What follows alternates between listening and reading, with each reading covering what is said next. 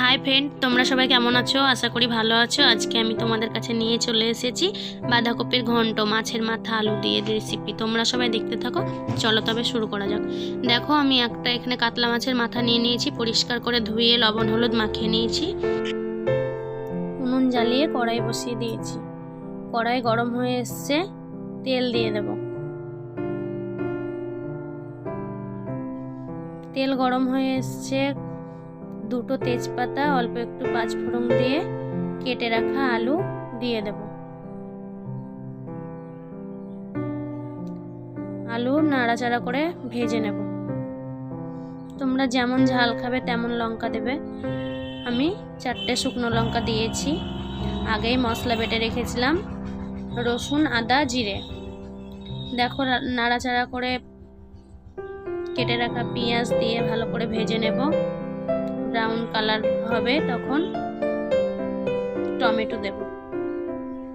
দেখো, প্রায় ভাজা হয়ে এসছে, কেটে রাখা টমেটো দিয়ে দেব।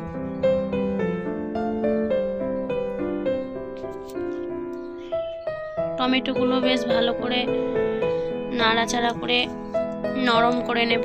দেখো, নরম হয়ে এসছে, বেটে রাখা মশলা দিয়ে দিলাম, রসুন আদা জিরে, পরিমাণ মতো লবণ, পরিমাণ মতো হলুদ, পরিমাণ মতো কাশ্মীরি লঙ্কার গুঁড়ো দিয়ে ভালো করে কষিয়ে নেব। তোমরা এরকমভাবেই সবাই মাছের মাথা দিয়ে ঘন্ট করে খাবে। আশা করি খুব ভালো লাগবে। আমি আগে বাঁধাকপি কেটে রেখেছিলাম। দেখো, কষানো হয়ে এসছে, কেটে রাখা বাঁধাকপি দিয়ে দেব। আমি ভালো করে পরিষ্কার করে ধুয়ে জল ঝরিয়ে নিয়েছি।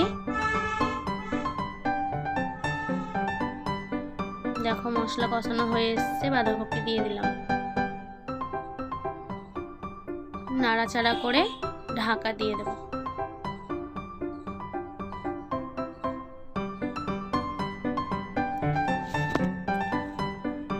দেখো, ঢাকা তুলে দেখে নিচ্ছি, প্রায় সেদ্ধ হয়ে এসছে।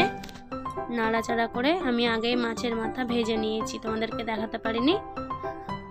ভেজে রাখা মাছের মাথা দিয়ে আরও একটু ভালো করে নাড়াচাড়া করে নেব। মাছের মাথাগুলো আমি টুকরো করে ভেঙে নিয়েছি, তোমরাও ভেঙে নেবে, যাতে মশলা ঝোল সব কিছু ঢুকতে পারে মাছের মাথাতে। তাই স্বাদ মতো চিনি দেব, পরিমাণ মতো ভাজা মশলা দেব। যেহেতু আমি আগেই ভাজা মশলা ভেজে বেটে রেখেছিলাম, তোমাদেরকে তো দেখিয়েছি। নাড়াচাড়া করে নিলাম, অল্প একটু ধনেপাতা দিয়ে দিলাম, নাড়াচাড়া করে নামিয়ে নেব। দেখো, নামিয়ে নিয়েছি। তোমরা এরকমভাবে সবাই বাঁধাকপির ঘন্ট মাছের মাথা দিয়ে তৈরি করে খাবে। আশা করি খুব ভালো লাগবে। ভালো লাগলে অবশ্যই আমার চ্যানেলটিকে সাবস্ক্রাইব করে লাইক শেয়ার কমেন্ট করে আমার পাশে থাকবে আরও নতুন নতুন ভিডিও পাওয়ার জন্য। তোমরা সবাই ভালো থেকো, সুস্থ থেকো। আমি আবার চলে আসবো পরের